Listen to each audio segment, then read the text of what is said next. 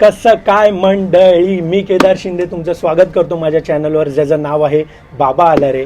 आणि DJ किरणचा जो episode होता त्याला तुम्ही चांगला प्रतिसाद दिला, खूप बरं वाटलं मला, चांगलं झालं. आणि हा इंटरव्ह्यू सिरीज थोडे मोठेच होणार आहेत, कारण की एका माणसाच्या 15, 20 किंवा 30 वर्षाच्या करिअरचं मी 6 मिनिटामध्ये तुम्हाला पूर्ण इंटरव्ह्यू दाखवू शकत नाही. आपला पॉइंटर इंटरव्ह्यू नसणार, तर पूर्ण इंटरव्ह्यू असणार आहे. तर प्लीज कॉपरेट करा. आज आपण ज्या टॉपिकवर इंटरव्ह्यू घेणार आहे तो टॉपिक असा आहे की ज्याच्यात अख्खा भारत आणि महाराष्ट्रामध्ये त्या टॉपिकच्या बाबतीत खूप लोकांच्या मनात गैरसमज आहे. तर आपण वळूया इंटरव्ह्यूकडे. आणि मी स्वागत करतो माझ्या मित्राला, जो एक आता प्रोफेशनल बॉडी बिल्डर आहे. त्यांनी बॉडी बिल्डर करिअरची सुरुवात केली. आपण वेलकम करूया हार्दिक रमाकांत खामकर याला. Welcome Hardik, welcome to my channel Baba Alare. तर टाईम न वेस्ट करता मी तुला पहिला प्रश्न विचारतो की सर्वांच्या एक चाइल्डहुड मेमरीज असतात, शाळेतल्या मेमरीज असतात. तर थोडक्यात तुझ्या बालपणाबद्दल मला सांग की तुझी शाळा कुठली होती, तू कुठल्या कॉलेजला गेला, कसं काय तुझं टीनेज गेलं, त्याच्या बाबतीत व्ह्युअर्सला सांग आमच्या जर. तर जसं आपल्या केदारने सांगितलं की मी गोराईत राहतो. मी इंडियन एज्युकेशन सोसायटी स्कूल जी चारकोपमध्ये बेस्ड आहे, तिथे माझं शिक्षण झालं. ओके. जास्ती स्पोर्ट्स इनिशिएटिव्स त्या स्कूलमध्ये नव्हते. ओके. पण तरी पण मी लहानपणीपासून असा होतो, म्हणजे कार्टून नेटवर्क हे सगळे चॅनल्स मी कधी बघितलेच नाही. ओके. मी मोस्टली वाईल्ड लाईफ चॅनल्स बघायचो किंवा स्पोर्ट्स हा खूप इंटरेस्टिंग टॉपिक होता. ओके. ओके. आणि सचिन तेव्हा माझा एक आयकन होता. जेव्हा सचिनला तर आताही तसाही तो आयकनच आहे. तर मी तिथून 10वी क्लिअर केली. मग पाटकरमधून मी मास मीडिया, म्हणजे मी 12वी पाटकरमधनं केली. मग तिथून मास मीडिया केला, तिथून मी तसा ग्रॅज्युएट झालो. जेव्हा मी ग्रॅज्युएशन करत होतो तेव्हा त्याच टायमाला मी कामही करत होतो. ओके. मी खूप सारे काम करून झालो, म्हणजे मी एक न्यूजपेपर बॉय पण राहिलो. ओके. खूप काही करून झालो आहे. ओके. तर अशी माझी लाईफस्टाईल आहे. आणि माझ्या फॅमिलीबद्दल म्हणजे आम्ही 3 मेंबर्स, मी, माय डॅड आणि माझी मम्मी. ओके. तर मी असं ऐकलं आहे की तू स्कूल लेवलला पण जेव्हा होता तेव्हा तू सॉकर खेळायचा, means you were good in soccer. तर त्याच्या बाबतीत थोडक्यात एक आमच्या व्ह्युअरला सांग की सॉकर तू खेळायचा तेव्हा कुठल्या लेवलपर्यंत तू खेळला आहेस सॉकर. तर मग मी फुटबॉल तर शाळेत खेळायचोच, but as I told you की म्हणजे आमच्या शाळेने कधी सपोर्ट कोणत्या स्पोर्टसाठी केलंच नव्हतं. ओके. तर मग मी कॉलेजसाठी पण खेळलो. 12th मी पाटकरला रेप्रेझेंट करतो. ओके. मुंबई युनिव्हर्सिटीमध्ये. आणि नंतर एक क्लबनी अप्रोच केला, तर आपल्या गोराईचाच क्लब आहे, तर गोराई FC म्हणून तिथून खेळलो. 3rd डिव्हिजनपर्यंत खेळलो. त्याच्यानंतर आता आमचं रिसेंटली क्लब प्रमोट पण झाला, पण त्या टायमाला मी नव्हतो क्लब बरोबर. मी काहीतरी वेगळं क्षेत्र निवडलेलं आणि मी त्या क्षेत्रात होतो. ओके, चल, सहमत आहे तुझ्या गोष्टींची. दुसरा प्रश्न असा मला म्हणायचा आहे की from a soccer player to becoming a successful body builder, आता तू ही जर्नी चालू केली आहे. तर त्या जर्नीच्या बाबतीत सांग की बॉडी बिल्डिंग हे करिअर तू निवडलं कसं, कारण की स्पोर्ट्स बॅकग्राऊंड तर होताच तू म्हणला लहानपणीपासून. तर तू बॉडी बिल्डिंग ह्याला करिअर बनवायचं कसं ठरवलं, तर त्या गोष्टीत मला थोडक्यात सांग काय आहे ते. तर फुटबॉलपासून मी दुसरं क्षेत्र निवडण्याचं एक रिझन होतं की मी जेव्हा फुटबॉल खेळत होतो तेव्हा खूप बारीकसर होतो, एकदम कांडी. म्हणजे मला एक पर्सनॅलिटीच नव्हती. खेळायचो, असे मोठे केस होते, तर ते पण मी दाखवीन. टिपिकल फुटबॉलर, टिपिकल फुटबॉलर सारखा होतो. पण मी जे चेंज केलं, मी ड्रास्टिकली चेंज झालो. बॉडी बिल्डिंगच्या साईडला का वळलो त्याच्यासाठी एक मोठा रिझन होता. माझा फॅमिली मेंबर जो आहे माझा दादा, जो माझा मेंटर आणि माझा एक कोच पण होता, विनीत मोरे म्हणून. 80 किलोचा बॉडी बिल्डर आहे आणि त्याचा पुढचे ड्रीम्स पण खूप मोठे आहेत. ओके. तर त्याला बघून मी इन्स्पायर झालेलो. ओके. कारण की मी ज्या लग्नाच्या फंक्शनमध्ये होतो तेव्हा सगळे लोक त्यालाच बघत होते. ओके. आणि that was something a different factor. Impact पडला. हां, तर मी बोललो की मला पण पर्सनॅलिटी हवी आहे, ह्याच्यासारखी तर नाही असं मला वाटलं होतं की मी बॉडी बिल्डिंग करीन, फिटनेस लाईफस्टाईल जगायची आणि थोडं चांगले मसल ग्रो करेन आणि कपडे घातल्यावर मी चांगला दिसतो. ओके. ओके. तर हे एक होतं ऑप्शन. त्याच्यानंतर बॉडी बिल्डिंग मी त्याच्यापासूनच सुरू केली. म्हणजे तोच होता माझा गायडन्स. त्यांनी ACSM एस केलं आहे, म्हणजे तो प्रोफेशनल बॉडी बिल्डर आहे आणि प्रोफेशनल ट्रेनर सुद्धा आहे. आणि तो एक हॉटेल पण आहे त्याचा स्वतः, तो ऑन्टरप्रेनर आहे. तर मी त्याच्याकडून खूप गायडन्स घेतला. मी त्याच्याकडे 1-1.5 वर्ष ट्रेन करत होतो. तो कुर्लेला होतो, तर मला कम्युट करायला खूप डिफिकल्ट होत होतं. तर त्याच्यामुळे तिथे आता मी त्याचे अजून पण सल्ले घेतो. पण माझा आता ॲक्च्युअल जो कोच आहे ते आहेत सचिन परमार म्हणून. शिवशक्तीमध्ये मी वर्कआउट करतो. ओके. तर असं माझं बॉडी बिल्डिंगकडे चेंज झालं आणि आता मी ॲक्च्युअल बॉडी बिल्डिंग करतो विथ मी काम पण करतो. मी कॉर्पोरेटमध्ये कामाला सुद्धा आहे. असं सिनारिओ आहे. तर जसं आपल्याला हार्दिकनी सांगितलंय की तो आता प्रोफेशनल बॉडी बिल्डिंग करतोय, त्यासोबत तो कामसुद्धा करतोय. तर लिटरली या फील्डमध्ये जे येणार आहेत त्यांनी हे सुद्धा लक्षात ठेवा की बॉडी बनवून नुसतं काय होत नाही, आपल्याला एक फॅमिलीसुद्धा रन करायची आहे.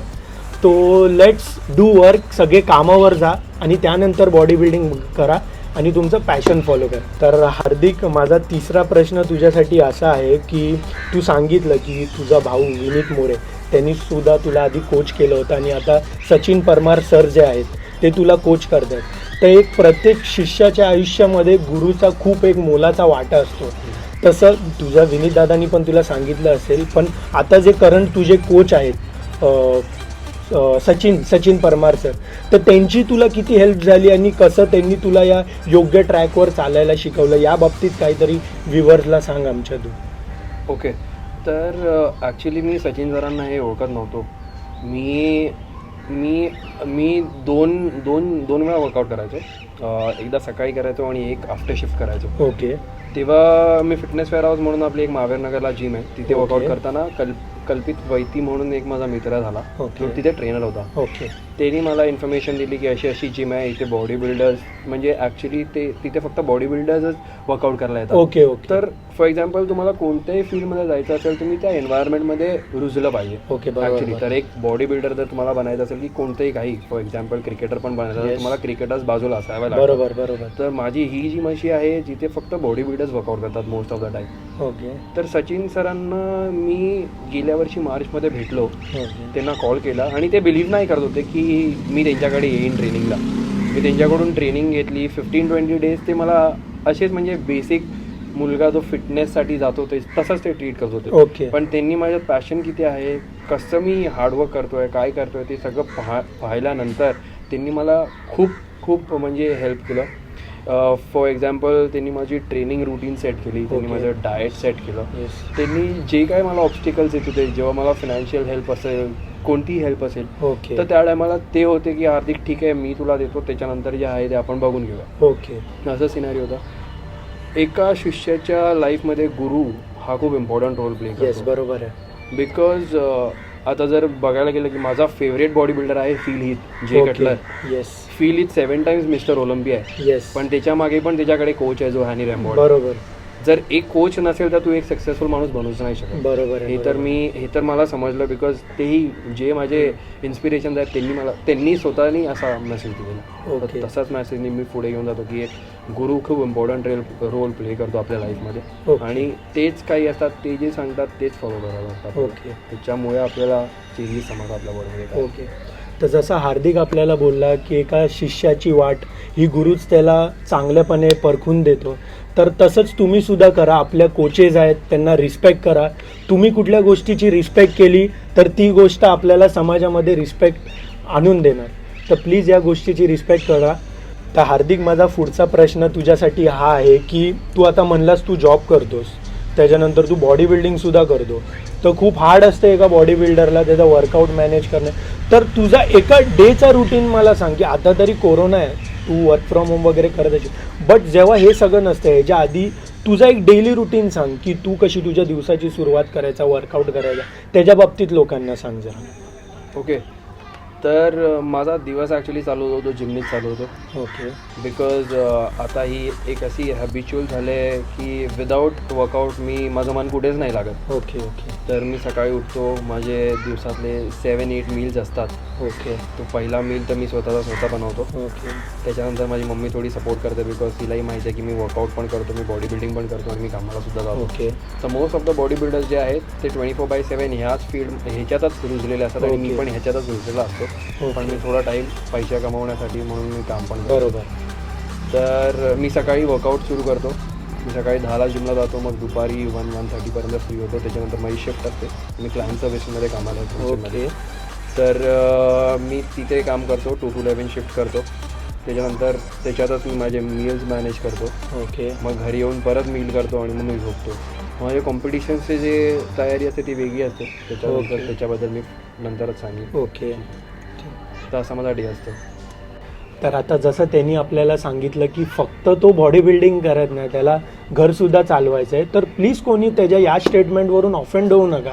त्याचं सांगण्याचं म्हणणं हेच आहे की बॉडी बिल्डिंग करा, पॅशन फॉलो करा, पण हे सगळं करत असताना तुमच्या फॅमिलीकडे सुद्धा तुम्हाला लक्ष द्यायचं आहे.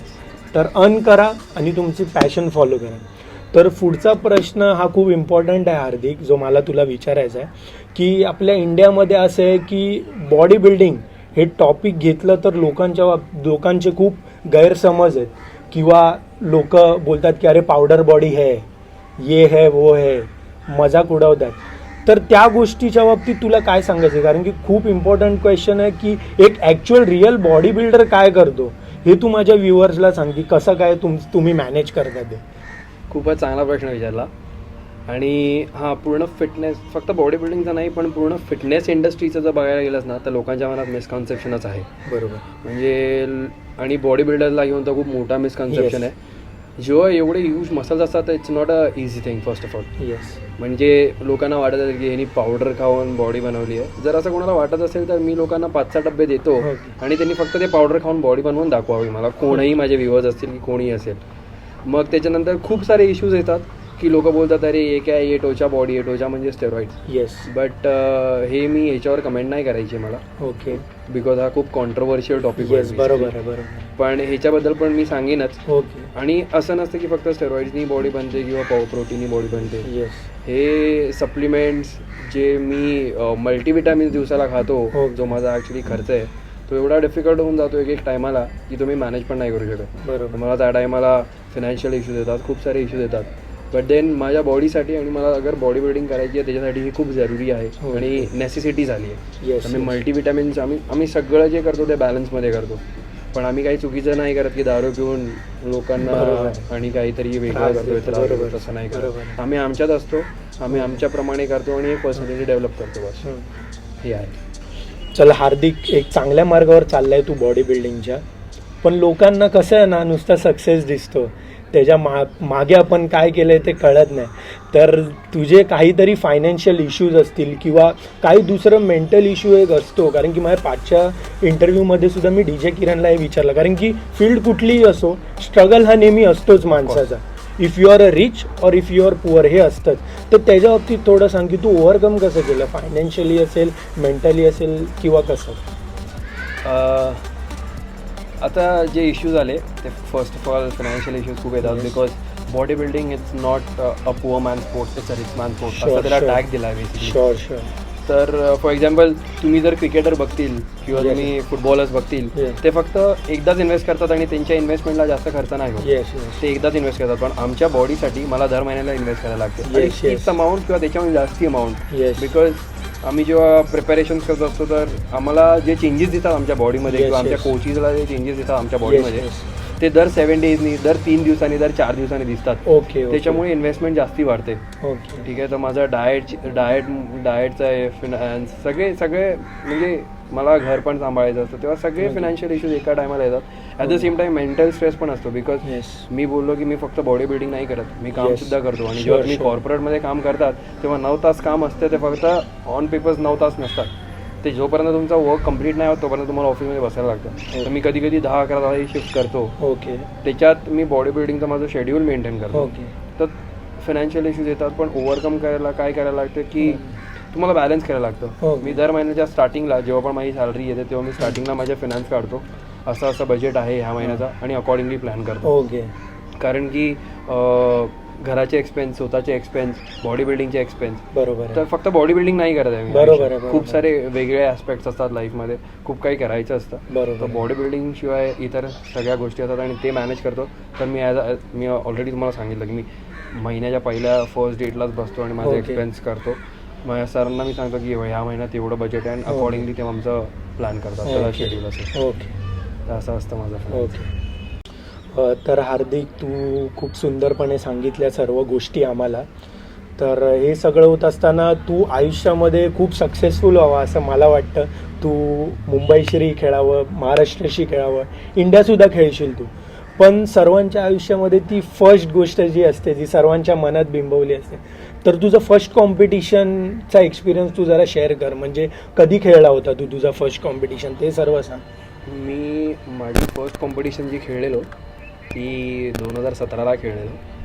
आणि मी अशा ठिकाणी वर्कआउट करतो तेव्हा माझा मेंटर जो होता तो विनीत मोरे होता. आणि मी अशा ठिकाणी खेळलेलो, म्हणजे अशा ठिकाणी वर्कआउट करत होतो ओके. जिथे बॉडी बिल्डिंगचं एवढं एन्व्हायरमेंट नव्हतं. Okay okay. आणि तिथे मी वर्कआउट करताना असं मला वाटायचं की माझीच बॉडी खूप चांगली आहे आणि ओके. मी ॲक्च्युली जिंकणार. ओके पण रियालिटी मला बॉडी बिल्डिंगची माहिती नव्हती. ओके. कारण की कोणत्याही गोष्टीत काही करायचं असेल तर ABCD माहिती पाहिजे, तर मला Sure, हे पण sure. नव्हतं माहिती. ओके फक्त करत होतो माझ्या भावाच्या गायडन्समुळे. तर मी कुर्लाश्री खेळलेलो पहिली ओके कॉम्पिटिशन. आणि तेव्हा माझं वेट काहीतरी 60 किलो होतं. ओके. खूप भयानक एक्सपिरियन्स होता. म्हणजे मी जेव्हा बघितलं माझ्या बाजूचे बॉडी बिल्डर्स, ओके तर म्हणजे मला लाज वाटली की मी खरंच बॉडी बिल्डर आहे की नाही आहे. म्हणजे एवढी वाईट परिस्थिती होती. ओके. पण त्याच्यानंतर मी जे मनात ठेवलं की नाही आता काहीतरी करायचंच आहे. ओके. मी कधी गिवअप नाही केलं की मी ओके. बघून ॲक्च्युली माझ्या बाजूचे जे कॉम्पिटिटर्स होते त्यांना बघून मी घाबरलेलो. ओके. पण तेच विचार करून मी विचार केला की आता गिवअप नाही करायचं, आता ओके. काहीतरी करून दाखवायचं. ओके, तर तसा ओके. माझा फर्स्ट एक्सपिरियन्स होता. खूप चांगला होता. त्याच्यात खूप काही शिकायला मिळालं मला. बरोबर. आणि डिफिकल्ट सिनॅरिओ तर होताच, ओके. पण तसा होता मला first. राहा होता तुझा फर्स्ट एक्सपिरियन्स. आता माझा पुढचा प्रश्न तुझ्यासाठी असा आहे की तुझी जी ॲक्च्युअल डाईट आहे, सप्लिमेंट्स असतील, फूड असेल, मल्टीविटामिन्स असतील, ऑफ सीझन असतो त्यात पण तुमचा गेनिंग वगैरे, तर त्याच्या बाबतीत एक प्रॉपर सांग की तुझा मील काय असतं, तुझी डाईट प्लॅन कशी असते, कॉम्पिटिशन पिरियड आणि ऑफ सीझनसुद्धा, तर त्या बाबतीत सांग काय ते. तर माझ्या डाएटबद्दल बोलणं झालं तर body building first of all 2 फेजेसमध्ये होते. तर आमचं ऑफ सीझन असतं एक आणि ऑन सीझन असतं. ओके. तर ऑफ सीझन म्हणजे मोस्टली आमची कॅलरी इंटेक जी असते ओके. ती ट्वाईस साईज असते बॉडीच्या. ओके. आम्ही लाईक 3500-4000 कॅलरीज इंटेक करतो ओके. दिवसाला. तर ओके. त्याच्यात काप्सचा रेशो जास्ती असतो आणि प्रोटीनचा रेशो थोडा कमी असतो. ओके. आणि काप्सवर जास्ती भर देतो बिकॉज असं बोललं जातं बॉडी बिल्डिंगमध्ये if your of season is good, if okay. You build good muscle in your of season, okay. तसंच तुम्ही मग तोच मेंटेन करतात आपल्या रिपिंग सीझनमध्ये, म्हणजे रिपिंगमध्ये ओके. On season. बरोबर बरोबर. तर असा सिनॅरिओ असतो की ऑफ सीझनमध्ये मी जसं बोललो की काप्स जास्ती खातो आम्ही. ओके. आणि ऑन सीझनमध्ये आम्ही काप्स most of the time deplete करून टाकतो ओके. आणि मोस्टली प्रोटीन जास्ती खातो. ओके. तर असं आमचं डाएट असतं. तर मी तुम्हाला माझा डाएट सांगतो मी कसं करतो, ओके. काय करतो. तर ऑन सीझनमध्ये जेव्हा मी काप्स खात असतो तेव्हा मी most of the time sweet potatoes, okay. White rice असं कन्झ्युम करतो. ओके. हे आमचे काप सोर्स झाले. ओके. प्रोटीन सोर्समध्ये आपली अंडी झाली, ओके. चिकन झालं, येस. वे प्रोटीन झालं ओके. जे आम्ही कन्झ्युम करतो. आणि ॲट द सेम टाईम हे असं असतं की हे खूप उष्णता देते बॉडीमध्ये. ओके. Yes yes. तर आपल्याला बॉडी थंड ठेवण्यासाठी आम्ही बटरमिल्क ओके. किंवा फायबर्स खातो, लाईक ककुंबर, ओके. कॅरेट, हे पण ओके. देत असतो बॉडीला. ओके. ओके. आणि फायबर्स देणं खूप इम्पॉर्टंट असतं, का ओके. म्हणून आपलं जे डायजेशन असतं ते ओके. प्रॉपर होऊन जातं ओके. body मध्ये. ओके. तर मी दिवसाला जेव्हा अंडी खातो ऑफ सीझनमध्ये तेव्हा मी दिवसाला 30 eggs कन्झ्युम करतो. ओके. होल की नाही, ओके. व्हाईट जास्ती Whites, खातो ओके. आणि 2-3 गोल योग्स खातो ओके, बिकॉज त्याच्यात पण चांगले फॅट्स असतात, नियासिन आणि बरोबर मिल्क. बरोबर. तर ते पण खूप एसेन्शियल असतं बॉडीसाठी. तर ते 30 eggs at the same time आणि 500 to 400 grams of chicken breast, okay. जे आपलं लीन सोर्स ऑफ प्रोटीन होऊन जातं. ओके. तर माझं असं डाएट असतं, ते आम्ही डिवाईड करतो. आणि मोस्ट प्रॉब्ली काही टेस्टी नाही खात बिकॉज असा सिनॅरिओ आहे की आम्ही आमच्या बॉडीसाठी खात असतो, फंक्शनसाठी खात असतो, एक ओके. पर्पज फंक्शन असतं. ओके. टेस्ट बर्ड्स आमचे ॲक्च्युली मिलेले असतात. ओके. आम्हाला तुम्ही काही दिलं ते आम्ही विदाऊट सॉल्ट पण खातो, विदाऊट ऑइल ओके. पण खातो, विदाऊट स्पायसीस पण खातो. ओके. तर आम्हाला फरक पडतच नाही. पण ओके. ज्या टाईमाला आम्हाला असं काहीतरी चवीदार मिळतं ओके. तेव्हा डिफरंट वर्ल्ड असतं. ओके. ओके. तर एक साधारण तुझा कॉम्पिटिशन पिरियड चालू असेल तर तुझं फूड असो, सप्लिमेंट असो, एक साधारण खर्च कितीपर्यंत जातो जर तू प्रिपरेशन करतो एका बॉडी बिल्डिंग कॉम्पिटिशनची? तर खूप खूप चांगला प्रश्न आहे हा. जर मी कॅल्क्युलेट करायला गेलो तर जेव्हा मी प्रिपॅरेशनमध्ये असतो ओके. तेव्हा प्रोटीन सोर्स पण एकदम लीन असतात. ओके. चिकनचा दर महिन्याला जर अप्रॉक्सिमेट जो खर्च होतो तो कमीत कमी 25-30 तासच होतो. ओके. आणि ते पण फक्त मी डाएट आणि सप्लिमेंट्सचा सांगतो. इतर खर्चही इन्व्हॉल्ड असतो ओके. जो होत असतो. म्हणजे ना हा एवढा तरी खर्च होतो मिनिमम. म्हणजे जे समजा फॉर एक्झाम्पल खर्च पण डिपेंड करतो कोणत्या कॅटेगरीला घेतात. जर तुम्ही 55 kg ला घेतात तर इथं डिफरन्स होईल, कारण की तेवढा खर्च कमी असतो. जर तू 65 to 70 ला घेतो तर याचा डिफरन्स होईल, कारण म्हणून तो मसल मास मेंटेन ठेवण्यासाठी फॉर एक्झाम्पल जर 60 किलोचा असेल तर तुम्हाला दिवसाला 120 to 140 grams ऑफ प्रोटीन खायला लागतो. ओके.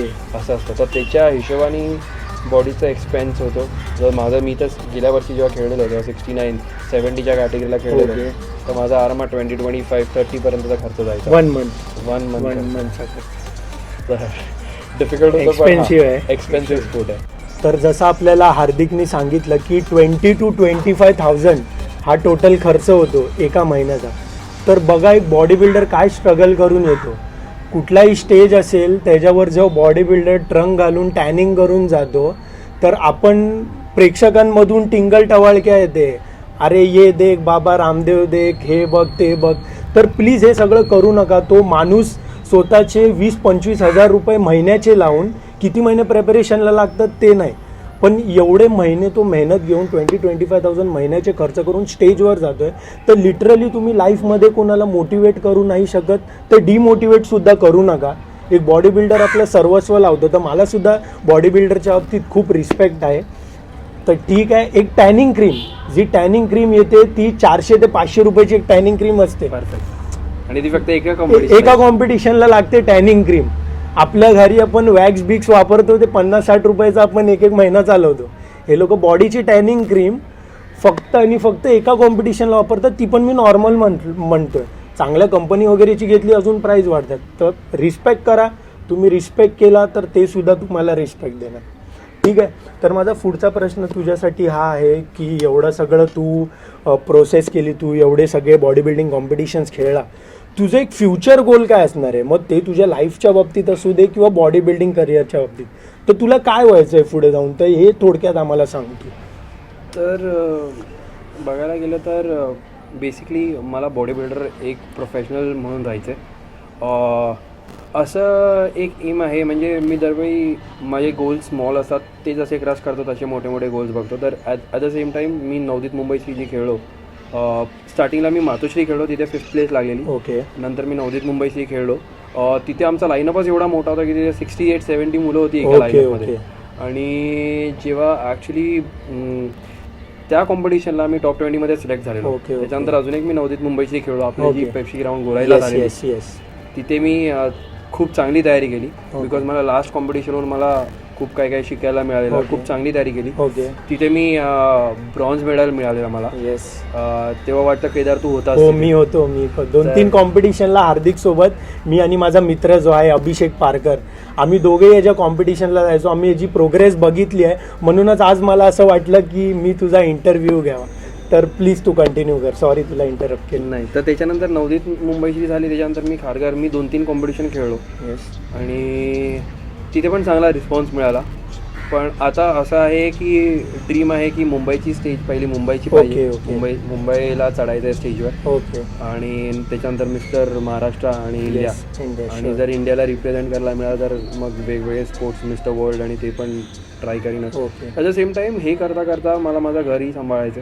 खूप मोठे ड्रीम्स आहेत. ॲज इन एक मॉम, आपल्या मॉम डॅडला खुश ठेवण्याशिवाय कोणता अजून एक ऑप्शनच नसतो. जर ते खुश असतील तर ऑफकोर्स तू एक सक्सेसफुल किड म्हणून पण जगात वावरला जाशील. तर त्यांना खुश ठेवायचं, तर त्यांच्यासाठी खूप काही काही करायचे प्लॅन्स आहेत. तर तसं लेट्स सी काय करायचं आता. तर आता मी कसं इंटरव्ह्यू सिरीज चालू केले, तर त्याच्यामध्ये ही माझी स्क्रॅप बुक आहे माझ्या चॅनलची. मी बनवली आहे, गेल्या वेळी मी बनवली नव्हती. तर माझा मित्र आहे DJ किरण, त्यांनीसुद्धा ह्याच्यामध्ये एक सिग्नेचर आणि एक शॉर्ट मेसेज दिला होता माझ्या चॅनलला. तर तू सुद्धा मला एक शॉर्ट मेसेज किंवा तुझा एक ऑटोग्राफ या स्क्रॅप बुकमध्ये द्यावा, कारण की पुढे जाऊन ह्याच आठवणी आपल्याला आठवणार आहेत. आपण एकसाथ होतो ते. तर प्लीज तू हे करावं असं मला वाटलं.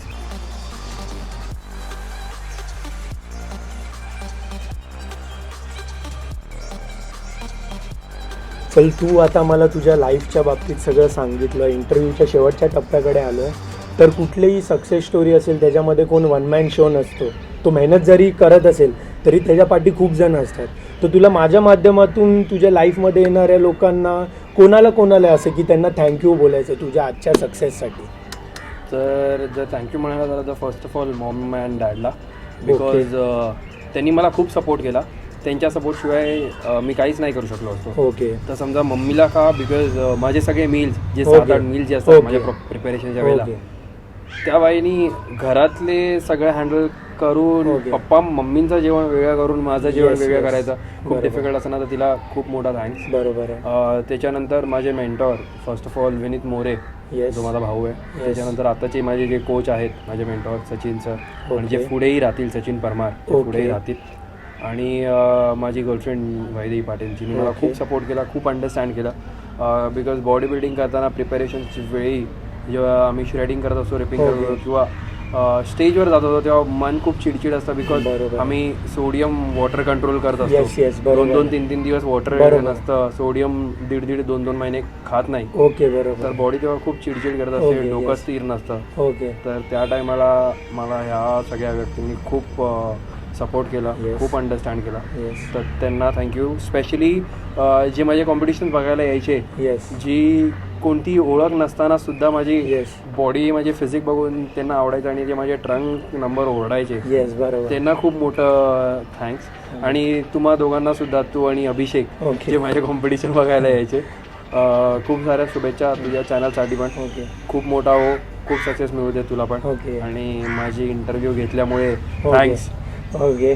तुला थँक्यू मला इंटरव्ह्यू दिल्याबद्दल. तर आता आपण बघितले त्यांनी सर्वांना थँक्स बोलत सुद्धा मला सुद्धा, आणि माझा जो मित्र आहे जो मला हेल्प करतो यूट्यूबच्या कामामध्ये. मग असे खरं तर मला या माध्यमातून सांगायचे की माझे 2 मित्र आहेत जे मला यूट्यूबमध्ये मदत करतात. ते आहेत अभिषेक बजरंग पारकर आणि दुसरं म्हणजे सूरज प्रकाश पाटील. ते मला हेल्प करत असतात. तर या दोघांना मला सुद्धा थँक्यू बोलायचं आहे. आणि तुम्ही बघितलं असेल आता हार्दिक जसं आपल्याला बोलला, त्यांनी आई वडील, त्याचे जेवढे मित्र असेल सरांना थँक्यू बोलले. आणि सर्वात मोठं थँक्यू त्यांनी त्या लोकांना बोललं आहे की त्याची ज्यांच्याशी ओळखसुद्धा नाही, परंतु ते त्याचे फक्त फिजिक बघून त्यांना आवडते आणि त्याला चेअर करतात. तर हार्दिक खरंच थँक्यू, तू आम्हाला इंटरव्ह्यू दिला, तू तुझे लाईफचा एक्सपिरियन्स शेअर केला. तर तुमच्यापैकी कोणीही जे असतील त्यांना जर हार्दिक खामकर याच्यासोबत जर seriously educational purpose, business collaboration किंवा पर्सनल ट्रेनिंग घ्यायची असेल तर त्याचा इन्स्टा हँडल, तो इन्स्टावर सुद्धा आहे, त्याचा फेसबुक हँडल जो आहे आणि त्याचा मेल ID तो मी तुम्हाला डिस्क्रिप्शनमध्ये देतो. तो दिवसाभरात खूप बिझी असतो. तर प्लीज ज्यांना फिटनेस आणि बॉडी बिल्डिंग हे करिअर सिरियसली घ्यायचं आहे त्यांनी त्याला मेसेज करा, तो नक्की तुम्हाला रिवॉर्ड बॅक करेल. आणि हेच बोलून मी माझा आजचा एपिसोड संपवतो आहे. आणि आता कोरोना आहे तर कोरोना व्हायरसमुळे घराबाहेर पडू नका आणि घरीच बसा आणि माझा व्हिडिओ बघा. तोपर्यंत लाईक करा, शेअर करा, सबस्क्राईब करा. आणि तोपर्यंत एकच गोष्ट सांगतो, जय हिंद, जय महाराष्ट्र.